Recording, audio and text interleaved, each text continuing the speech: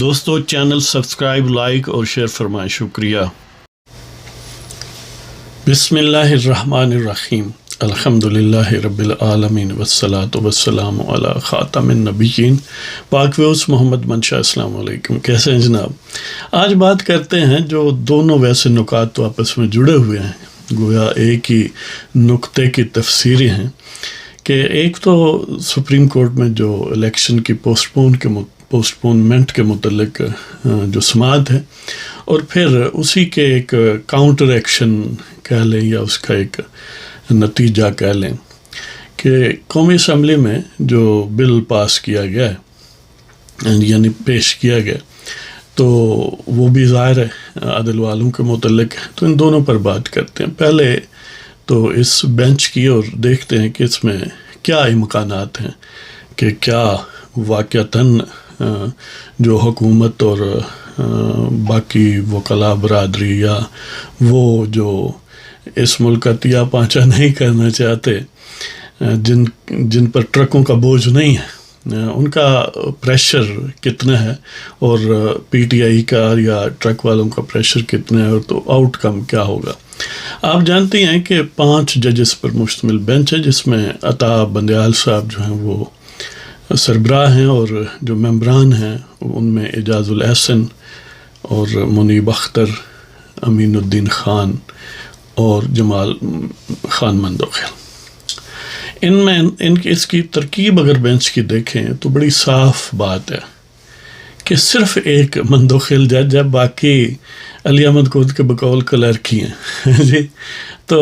باقی جو ہیں وہ براہ راست اگر ٹرک کے ریسیپینٹ نہیں بھی تو اس کی برکات کہیں ان کے ارد گرد پہنچتی ہے۔ یہ محض اتفاق نہیں ہے کہ وہ جو ٹرکوں والی سرکار ہیں وہ عطا بندیال کے پروں کے نیچے بیٹھی ہوتی ہے، اور اعجاز الاحسن سامنے بیٹھا ہوتا ہے، اور وہ لقمہ دیتا ہے جب بھی عدل جو ہے وہ اڑ جائے۔ تو عام طور پر امپریشن تو یہ ہے کہ بیگمات کا پریشر ہے، یا انہیں کوئی پیدائشی طور پر ان کے جینز میں وہ جو زندیق عمران قذاب ہے اس کے ساتھ کوئی خاص تعلق ہے روحانی،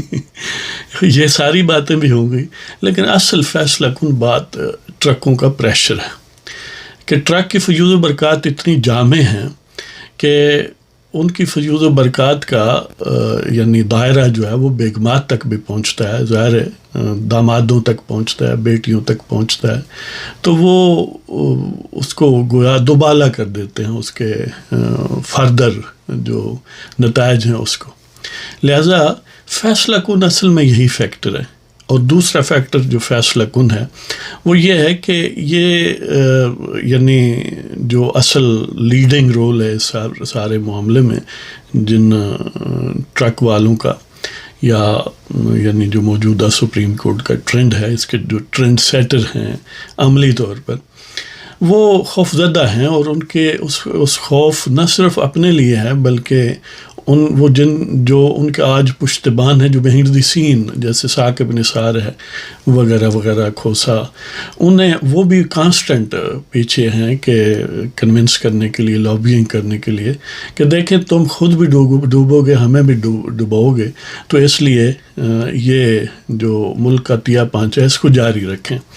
تو لہٰذا دوسری طرف بھی ظاہر ہے گویا اب وہ اعجاز گل صاحب کا شعر ہے کہ گلیوں میں گھمسان کا رن ہے، مار کا دست بدست ہے یہاں، جسے بھی خود پر ناز بہت ہو آنگن سے باہر آئے۔ اب معاملہ یہ ہے کہ پی ڈی ایم یا حکومت کی طرف سے جو کہ اس کا ذاب کو یعنی کاؤنٹر کرتے ہیں، ان کا بھی گویا فل تھروٹ ایکشن ہے، کہ نہ صرف پارلیمنٹ کے باہر بلکہ پارلیمنٹ میں جو سیشن بلایا گیا اس میں بڑا کھل کے باتیں کی گئیں، اگرچہ یہ معاملات بہت پہلے ہو جانے چاہیے، کم از کم جب پنجاب اسمبلی کو سبوٹاش کیا گیا، پنجاب اسمبلی میں بندیال نے اپنا چھرا گھونپا اور اپنے ایک ٹاؤٹ کو وہاں پر چیف منسٹر لگایا، تو چاہیے تو یہ تھا کہ اس وقت یہ نو ہولز بارڈ وہ جیسے کہتے ہیں کہ یعنی اس پر اس کو کاؤنٹر کرنے کے لیے پورا ایکشن ہوتا ہے، لیکن نہیں ہوا۔ اس کے بھی کئی اسباب ہیں۔ شاید وہ یہ سمجھ رہے تھے کہ الٹیمیٹلی کوئی سینس پریویل کرے اور نہ ہی آخری حد تک جانا پڑے، لیکن بہرحال وہاں پر ظاہر ہے تقاریر بھی ہوئیں اور ساتھ لیجسلیشن کے لیے کام بھی ہوا ہے۔ تو ایک طرف ٹرک کا پریشر ہے، اور آپ جانتے ہیں کہ ٹرک کے ٹائروں میں بڑا پریشر ہوتا ہے جی، وہ محض مقابلے پر تقریروں سے زائل نہیں ہوتا۔ ہاں، اس کا صورت ایک ہی ہے، ویسے ہے تو انفارچونیٹ، لیکن کیا کیا جائے کہ جس طرح سجاد علی شاہ کو اس کے بردر ججز نے جوڈیشلی اور ٹیکنیکلی تو انہوں نے ناک آؤٹ کیا، لیکن اس کو وہاں پر جو پریشر جس طرح کا یعنی انہیں چاہیے تھا اس طرح کا فزیکلی بھی پریشر محسوس کروایا گیا۔ اسی طرح ہی مجھے نہیں لگتا کہ موجودہ جو صورتحال ہے سپریم کورٹ کی، وہ جو جن پنجوں میں اس کو کسا گیا ہے عطا بندیال کی موجودگی میں، وہاں سینس پریویل ہو، کسی نے بازو مروڑ کر ہی ان کو صحیح راستے پر لانا ہے، ادروائز کوئی چانس نہیں ہے کہ ٹرکوں کا پریشر ہی بڑا ہے اور پھر خوف ہے فردا کا کہ کل کیا ہوگا ہمارا اور ہمارے رفقا کا جو پیچھے بیٹھے ہیں۔ لہذا بیگمات اور داماد وغیرہ تو گویا وہ اس کے ضمنی ریسیپینٹس ہیں یا ضمنی اس سے استفادہ کرنے والے ہیں، اور فورس ملٹی پلائر ورنہ اصل ٹرکوں کا پریشر ہے اور اپنا خوف ہے۔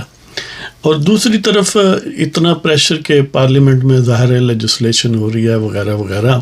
لیکن ظاہر اس لیجسلیشن کے ہونے تک یہاں پر کٹی کٹا نکل جائے گا سپریم کورٹ میں،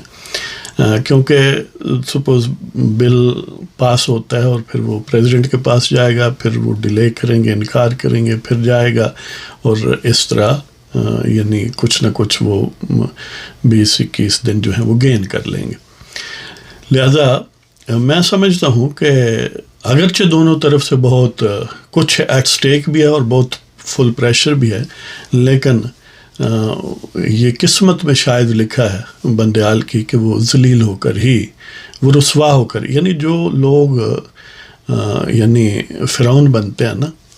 ان کا ایگزٹ جو ہے وہ ذلت بھرا ضرور ہوتا ہے۔ تو دیکھتے ہیں کہ اس جوڈیشل فرعون یعنی جو ایک فرعون یہ ہے، ایک زندیق ہے، تو دونوں کا گویا سمبایوٹک ریلیشن شپ ہے، دونوں ایک دوسرے سے استفادہ کرتے ہیں۔ تو میں سمجھتا ہوں کہ وہ فیصلہ بہرحال یہی دیں گے کہ 8 اکتوبر ٹھیک نہیں ہے، جلد الیکشن ہونا چاہیے، اور موسٹ پروبیبلی شاید ڈیٹ بھی طے کر دیں، انلیس کہ وہ جو 4 ججز ہیں، یعنی جن کا مندوخیل اور منصور علی شاہ نے جس ڈیسیژن کو 4-3 والا ڈیسیژن قرار دیا، اور ظاہر ہے اور بھی ان کے بھائی بند ہیں، اگر وہ ماسٹر سٹروک کھیل جائیں کہ بندیال ویسے باز نہیں آ رہا، تو اگر کسی اور کے خلاف ریفرنس فائل ہو سکتا ہے تو بندیال کے خلاف بھی ہو سکتا ہے، تو بندیال کے خلاف ریفرنس آئے اور وہ یہ پلی لیں، کیونکہ یہ خود ہی چیف جسٹس ہے، یہ تو اس کو ہیئر نہیں کر سکتا، لہذا سپریم جوڈیشل کونسل کی جو تشکیل ہے وہ آٹومیٹک اب سینئر موسٹ جو جسٹس ہے سپریم کورٹ کا، اور اس کے بعد جو 2 اور سینئر جسٹسز ہیں وہ پلس سپریم ہائی کورٹس کے 2 چیف جسٹسز۔ اگرچہ یہ ایک بڑی انہونی اور بڑی انپریسیڈنٹڈ بات ہوگی کہ سپریم جوڈیشل کونسل جو ہے اس میں یہ اس بات کو، اس کے جو متعلقہ قوانین ہیں یا ایون آئین ہے، اس میں اس بات کو طے نہیں کیا گیا کلیئرلی کہ اگر چیف جسٹس کے خلاف آ جائے، اتنا تو لکھا ہے کسی بھی جج کے خلاف آ جائے جو اس کا ممبر ہے وہ نہیں رہے گا، نیکسٹ جونیئر ہوگا، اس کا مطلب تو عملی طور پر یہی ہے کہ چیف جسٹس کے خلاف بھی آ جائے تو وہ ہٹ جائے اور نیکسٹ ڈاؤن ہو، لیکن چیف جسٹس کی ایک پوزیشن تھوڑی اسپیشل ہے کہ سپریم جوڈیشل کونسل میں بھی گویا وہ حرف آخر ہے، اور ادھر بھی اس نے یوزرپ کی ہوئی ہیں سپریم کورٹس کی پاور، گویا یہ جسٹس جمال مندوخیل یا منصور علی شاہ کی زبان میں ون مین شو ہے، یہ عدل نہیں ہے، نہ یہ عدلیہ ہے، بلکہ ایک قبضہ گروپ ہے جس کا اس وقت سربراہ عطا بندیال ہے۔ تو میں سمجھتا ہوں کہ وہ اپنی مرضی کا فیصلہ، وہ جو زندگی کو فائدہ دے وہی کرے گا، لیکن اس کا آفٹر افیکٹ کیا ہوگا کہ اس پر عمل درآمد ہوگا یا نہیں ہوگا، یہ ایک بعد کی بات ہے۔ اب اسپیسیفکلی اس لیجسلیشن کو دیکھتے ہیں کہ اس میں کیا ہے، اور کیا کوئی اس میں سیئات بھی ہیں یا حسنات بھی ہیں یا کیا سلسلہ ہے۔ دیکھیں، یہ جو لیجسلیشن کی جا رہی ہے اس کے 3-4 پوائنٹس ہیں۔ ایک تو سو موٹو کو ریگولیٹ کرنا، یعنی جو class 3 of article 184 of constitution of Pakistan ہے، اس کے تحت جو اوریجنل جورسڈکشن ہے سپریم کورٹ کی، کہ وہ چیزوں کو ڈائریکٹلی ٹیک اپ کر سکتا ہے، اور ان میں ایک چیز سو موٹو بھی ہے۔ اس وقت پریکٹس تو یہ ہے کہ چیف جسٹس گویا سو موٹو کا ماما لگتا ہے تو اس کو ریگولیٹ اس طرح کیا گیا ہے کہ نہیں، یہ نہیں ماما لگتا، لہٰذا ایک کمیٹی ہوگی جسٹسز کی سپریم کورٹ کی، جس میں سپریم کورٹ کا چیف جسٹس اور نیکسٹ ڈاؤن جو سینئر موسٹ 2 جسٹسز ہیں وہ ممبر ہوں گے، یعنی 3 رکنی میں کمیٹی ہوگی، اور اکثریت سے فیصلہ کرے گی کہ سو موٹو کسی میٹر میں لینا ہے یا نہیں لینا۔ اور پھر یہ ہے کہ سو موٹو یا جو بھی اوریجنل جورسڈکشن کا کیس ہے وہ اگر آتا ہے تو اس کے لیے کم از کم 3 ممبرز پر مشتمل بینچ ہو، اور وہ بینچ کی تشکیل چیف جسٹس کی ڈسکریشن نہ ہو بلکہ ان 3 رکنی کمیٹی کی ڈسکریشن ہے، وہ ڈیسائیڈ کریں، اور ان کو بھی انبریڈلڈ نہیں ہے کہ وہ جو چاہیں کریں، نہیں، یہ ہے کہ bench in order of seniority بنائیں، یعنی جو ان آرڈر آف سینیارٹی کا مطلب یہ ہے کہ یعنی ان میں وہ کمیٹی کے خود بھی ہو سکتے ہیں کہ بالفرض ایک کیس ہے، اس میں سب سے پہلے سینئر موسٹ کو دیکھیں، ان کو لگائیں، اگر ان کے پاس بوجھ پہلے یا وہ کسی اور بینچ پہ مصروف ہیں پھر نیکسٹ ڈاؤن، تو اس طرح کا اس میں ہے سلسلہ۔ اور پھر یہ ہے کہ اگر کنٹمپٹ آف کورٹ لگائی جاتی ہے ڈائریکٹلی جیسے کہ پہلے ہے، تو پہلے اس میں اپیل کی پروویژن نہیں تھی، اب اپیل وہ 30 دن کے اندر کر سکے گا، اور جو کنٹمپٹ کا کیس سننے والے ججز ہیں ان کی تعداد جتنی ہوگی اس سے لارجر بینچ اس اپیل کو سنے گا۔ یہ بھی ایک اچھی بات ہے۔ اور پھر یہ ہے کہ اگر کوئی بڑا ایمرجنسی والا کیس ہو تو وہ 14 دن کے اندر اس کو فکس کیا جائے گا۔ تو اس والے سے یہ گویا ریشنلائز کیا گیا ہے جو سپریم کورٹ کا پریکٹس اینڈ پروسیجر ہے، اس کا نام بھی supreme court practice and procedure bill 2023 ہے، لہذا ریشنلائز کیا گیا ہے۔ اور یہ جو ٹھگش اور اتھارٹی یوزرپ کی گئی ہے، یعنی ایک گھنٹہ گھر بنا ہوا ہے چیف جسٹس، گویا پورے ملک کو یعنی کہنے کو تو وہ چیف جسٹس ہے صرف سپریم کورٹ کا، لیکن کیونکہ انہوں نے اختیارات ایگزیکٹو کے بھی یوزرپ کیے ہوئے ہیں، یہاں تک کہ وہ کہتے ہیں تھانے دار بھی میری مرضی سے لگے گا، نائب تحصیلدار بھی میں ہی لگاؤں گا تو وہ حضرات جو ہیں وہ ان کو ایک تو گویا لگام ڈالی گئی ہے، اور ایک ریشنلائز کیا گیا، اور یہ انصاف کے تقاضوں کے مطابق ہے کہ جہاں بھی وہ کہتے ہیں نا کہ power corrupts and absolute power corrupts absolutely, جب بھی کسی ایک شخص میں طاقت اور اختیارات مرتکز ہوں گے اور وہ آنسریبل بھی نہیں ہوگا تو پھر ظاہر ہے وہ ٹرکوں کے نیچے آئے گا تو وہ ظاہر پارلیمنٹیرین خاص اور شہباز شریف یہ کہتے ہیں یا باقی جو حضرات ہیں کہ اگر ہمیں آپ کہتے ہیں کہ چیف ایگزیکٹو یا پرائم منسٹر جو ہے وہ حکومت نہیں ہے بلکہ کیبنٹ حکومت ہے، تو اس لیے فیصلہ کیبنٹ کا ہونا چاہیے، کسی ایک شخص پرائم منسٹر کا نہیں ہونا چاہیے، تو آپ اپنی کابینہ سے بھی مشورہ کر لیا کریں۔ آپ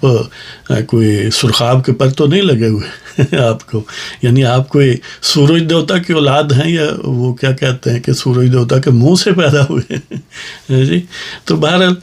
یہ اچھا بل ہے، اور یہ جنگ بھی اگرچہ تھوڑی ڈیلیڈ ہے لیکن اپرچون ہے، اچھی گل ہے، یعنی اب کسی ایک شخص کو پورا ملک روندنے کا اختیارات تو بہرحال نہیں ہونے چاہیے، اور پھر جو سپریشن آف پاور کا پرنسپل ہے کہ ایگزیکٹو کے اختیارات میں مداخلت نہ ہو، جوڈیشل اختیارات میں مداخلت نہ ہو، اور اسی طرح لیجسلیچر کے اختیارات میں نہ ہو، تو اس کا بھی کچھ نہ کچھ سینکٹیٹی ہونی چاہیے. تو دیکھتے ہیں جی کہ آخر کیا بنتا ہے. یہ گویا ہے میک اور ان میک پوائنٹ نا، کہ دونوں طرف معاملات بہت ہائی سٹیک پر ہیں، اور جو بھی اس میں شکست کھائے گا وہ خاصا شکست خوردہ ہو جائے گا. تو اجازت چاہتا ہوں جناب، اللہ تعالیٰ پاکستان کو قائم دائم اور خوشحال رکھے، اور آپ سب جو ہیں وہ بھی خوش رہیں. خدا حافظ.